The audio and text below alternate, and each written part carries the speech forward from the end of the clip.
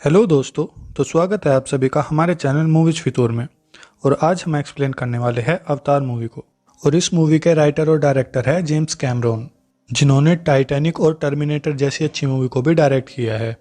इस फिल्म की IMDb rating है 7.8 और रोटन टोमेटो पर 81% फ्रेश। तो मूवी शुरू होती है और ये टाइम होता है 2154 का। हमें दिखाया जाता है कि इस समय में सभी चीज़ें नष्ट हो चुकी है और पॉपुलेशन 3 गुना बढ़ गई है और सभी रिसोर्सेज की कमी हो चुकी है, जैसे कि खाने पीने की और ऐसे ही बाकी चीज़ों की भी। बट जो तकनीकी चीज़ें थी वो अभी भी अच्छे से ग्रो कर रही थी। 2129 में जो ट्रैवलिंग के रिसोर्सेज थे वो बहुत ही फास्ट हो गए थे और उन्हें चलाने के लिए बहुत ज़्यादा पावर की ज़रूरत थी। इसलिए उनके अंदर अनओब्टेनियम नाम का एक धातु यूज होता था जो पेंडोरा प्लेनेट पर मिलता था। फिर हमें दिखाते हैं कि जैक सुले, जो इस मूवी का मेन कैरेक्टर है, जैक पहले नेवी में था बट किसी हादसे में वो अपने पैरों की ताकत खो बैठता है, मतलब कि अपाहिज हो जाता है। जैक का एक भाई भी था जो बिल्कुल उसी की तरह दिखता था, क्योंकि वो दोनों जुड़वा थे। जैक के भाई का नाम था Tom Sule. Tom RDA company में एक साइंटिस्ट था। RDA मतलब रिसोर्स डेवलपमेंट एडमिनिस्ट्रेशन नाम की कंपनी थी, जो पेंडोरा प्लेनेट से अनोब्टेनियन नाम का पत्थर अर्थ पर लाती थी और एनर्जी रिसोर्स के लिए यूज करते थे। बट एक दिन कुछ चोर टॉम की हत्या कर देते हैं कुछ पैसों के लिए। टॉम के मरने के बाद RDA कंपनी का भी बहुत नुकसान होता है, क्योंकि उन्होंने उस पर बहुत पैसे खर्च किए होते हैं। इसलिए वो अब लोग जैक के पास जाते हैं और उसको बताते हैं कि तुम्हारा भाई मर चुका है और तुम हमारी कंपनी में आ जाओ, क्योंकि तुम्हारा और तुम्हारे भाई का स्ट्रक्चर और DNA सेम है। वो उसे इसलिए अपनी कंपनी में ले रहे होते हैं क्योंकि उन्हें एक मिशन पर जाना था, और अगर वो नहीं आता है तो जो उन्होंने पैसे टॉम पर खर्च किए होते हैं वो सभी बर्बाद हो जाएंगे। वो जैक को बोलते हैं कि हम तुम्हें एक अच्छी लाइफ और बहुत सारे पैसे देंगे जिससे कि तुम अपनी अच्छी लाइफ बिता सकते हो। और उनकी ये सब बातें सुनकर जैक मान जाता है। फिर हमें दिखाते हैं कि जैक एक अंतरिक्ष यान में है और जब वो उड़ता है तो वो देखता है कि वो अकेला नहीं, उसके साथ और भी बहुत से लोग होते हैं। उन्हें इस अंतरिक्ष यान में 5 साल 9 महीने और 22 दिन हो चुके होते हैं, बट उनकी एज अब भी उतनी ही होती है जितनी की पहले थी, क्योंकि वो सभी अपने स्लीपिंग चैम्बर में सोए हुए होते हैं जहाँ पर उनकी एज नहीं बढ़ती। इसके बाद उनका ऑफिसर उन्हें बताता है कि यहाँ पर उन्हें ऑक्सीजन मास्क लगाकर ही रहना पड़ेगा, क्योंकि यहाँ पर ऑक्सीजन नहीं है। फिर जैक वहाँ से पेंडोरा के इंडक्शन रूम में पहुँचता है। फिर हमें एक आदमी दिखाया जाता है जो इस फिल्म का मेन विलन भी है। इसका नाम है कॉलोनल क्वारेज। वो सब लोगों को स्पीच दे रहा होता है। वो बोलता है कि मैंने कई वॉर लड़ी है बट मुझे आज तक एक भी गोली नहीं लगी, बट यहाँ आते ही मैं जख्मी हो गया। ये जगह अर्थ से बहुत ही अलग है और नेचर, इन्वायरमेंट और यहाँ का क्रिएचर बहुत ही खतरनाक है। इसलिए अगर जिंदा रहना है तो मेरे रूल्स को फॉलो करना। मेरा काम आप सभी की सेफ्टी है और आप सभी को यहाँ से सुरक्षित अर्थ पर भेजना ही मेरी ड्यूटी है। तो आप सभी मेरा साथ देना जिससे कि किसी को भी कोई प्रॉब्लम ना हो। फिर जैक नॉर्म से मिलता है जो कि एक साइंटिस्ट है, जो अवतार बनकर पेंडोरा के लोगों में घुल मिल जाता है। पेंडोरा के लोगों को नावी कहा जाता है और इंसानों और नावी के DNA का मैच करके एक अवतार बनाया जाता है जो अर्थ पर ही बनकर यहाँ लाया जाता है, जिसमें करोड़ों का खर्चा आ जाता है।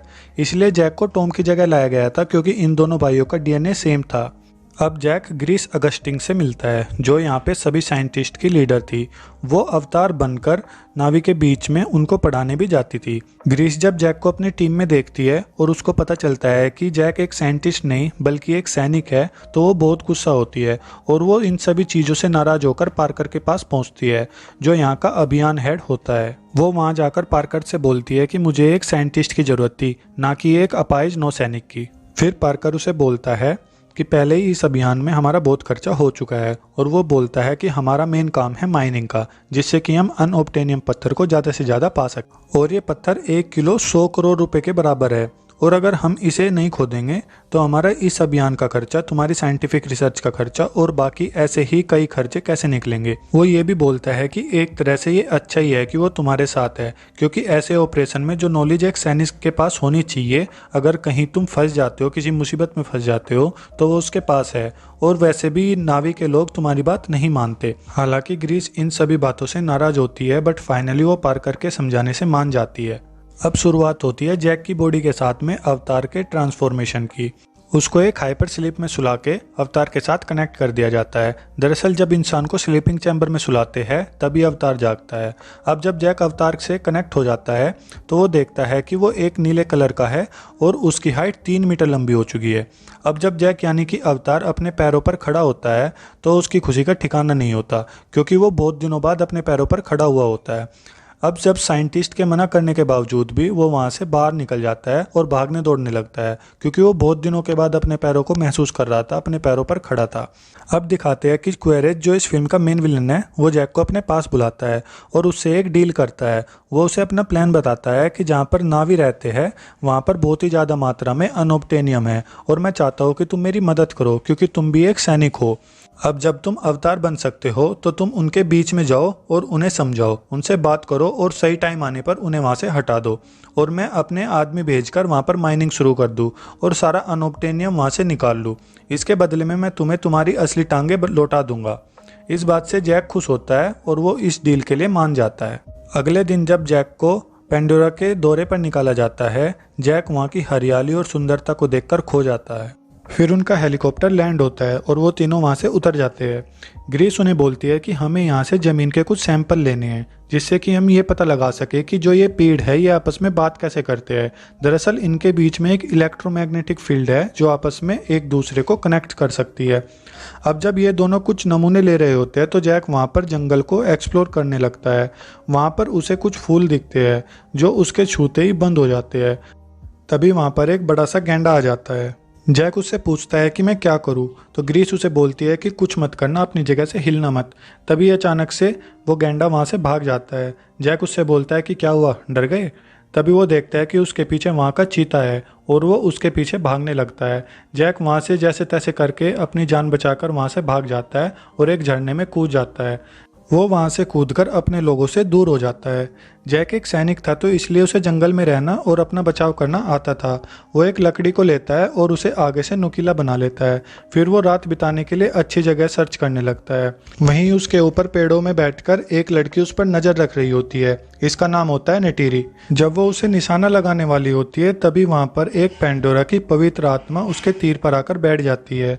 तो वो तभी समझ जाती है कि पवित्र आत्मा ने इसको चुना है। इसके बाद रात हो जाती है। जब जैक आग जला रहा होता है तो उसके पीछे से कुछ आवाजें आ रही होती है।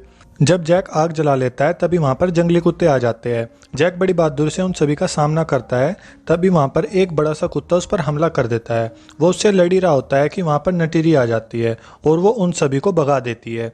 पर इसी बीच में एक कुत्ता घायल हो जाता है और तड़पता रहता है। जैक नटेरी को थैंक्स बोलता है और कहता है कि अगर आज तुम ना होती तो मैं तो मारा जाता। नटेरी बोलती है कि मुझसे दूर रहो, मेरे पास मत आना, तुम्हारी वजह से ये मर गया। फिर जैक बोलता है कि अगर तुम्हें इन्हीं की परवाह थी तो तुमने मुझे बचाया क्यों? वो बोलती है कि मैंने नहीं, पवित्र आत्मा ने तुम्हें बचाया है। तभी वहां पर कई पवित्र आत्मा आकर जैक के ऊपर बैठ जाती है और जो उसको घाव लगे होते हैं वो भी सारे भर जाते हैं। जैक ये देखकर हैरान होता है और नटीरी भी। फिर नटीरी जैक को लेके वहां से चली जाती है। तभी वहां पर उसके कबीले के यानी कि ओमिथिकाया के लोग वहां पर आ जाते हैं और पूछते हैं कि ये कौन है, और वे बोलते हैं कि हमें इसे जल्दी से सरदार के पास में ले जाना चाहिए। और ये लोग उसे अपने सरदार के पास में ले जाते हैं। उनके सरदार का नाम होता है इतुकान और वहां पर उनकी पत्नी और उन सब की रानी भी होती है जिसका नाम होता है मोआत। फिर वो उससे पूछते हैं कि तुम यहाँ पर क्यों आए, बाहरी लोगों का यहाँ पर आना मना है। वो लोग कहते हैं कि तुमसे पहले यहाँ पर ग्रीस नाम की लड़की आई थी, उसने हमें बोलना सिखाया और तुम्हारी भाषा सिखाई, पर कुछ दूसरे लोगों ने हम पर हमला किया और हमारा पत्थर चुरा कर ले गए, तुम भी उन्हीं में से हो। वो बोलता है कि नहीं, मैं आप लोगों के शिकार करने की कला सीखना चाहता हूँ, आपकी परंपरा, आपके तौर तरीके सीखना चाहता हूँ। उसकी ये बातें सुनकर इत्तुकान जो उनका सरदार होता है और मौत जो उनकी रानी होती है, वो ये डिसाइड करते हैं कि वो उसे ये सब चीज़ें सिखाएंगे जो उसे नावी बनने के लिए ज़रूरी है। वे दोनों उसे नावी बनाने की जिम्मेदारी नटेरी को दे देते हैं। वो पहले तो उसे वहाँ की ड्रेस पहनाते हैं और फिर उसे खाना खिलाते हैं और फिर वे दोनों सोने चले जाते हैं। और जब वो सोता है तो उधर अपने इंसानी रूप में जाग जाता है। तो लोग उससे पूछते हैं कि तुम अभी तक जिंदा कैसे हो, वहाँ पर तो कुछ घंटे बिताना ही मुश्किल है, फिर तुम एक रात तक वहाँ पर कैसे बच गए, आखिर तुमने वहाँ पर क्या क्या एक्सप्लोर किया। वो बताता है कि मैं अब उनमें से एक बनने जा रहा हूँ क्योंकि वहाँ के राजा रानी ने मुझे वहाँ की इजाज़त दे दी है। ये सुनकर सभी खुश होते हैं। तभी दूसरी तरफ क्वेरेज उसे बुलाता है और वो कहता है कि तुम्हारा काम उनमें घुल मिल कर रहना नहीं बल्कि हमारा संदेश उन तक पहुंचाना है। तुम उन्हें बता देना कि जल्दी से उस पेड़ को छोड़ दे और कहीं और चले जाए, और अगर वे नहीं माने तो हमें दूसरी तरह समझाना भी आता है, हम फिर उन पर गोली चलाएंगे। तभी जैक बोलता है कि आपको इसकी जरूरत नहीं पड़ेगी, आप लोग मुझे थोड़ा सा टाइम दे दो जिससे कि मैं उनमें घुल मिल जाऊं, और जब मैं उनमें घुल मिल जाऊंगा तो वे मेरी बात भी जरूर मानेंगे और मैं उन्हें वहां से दूर ले जाऊंगा। फिर दिखाते हैं जैक रोज कुछ ना कुछ सीखने लगता है। वो अब पहले से मजबूत हो जाता है। तभी नटीरी उसे घुड़सवारी करने ले जाती है।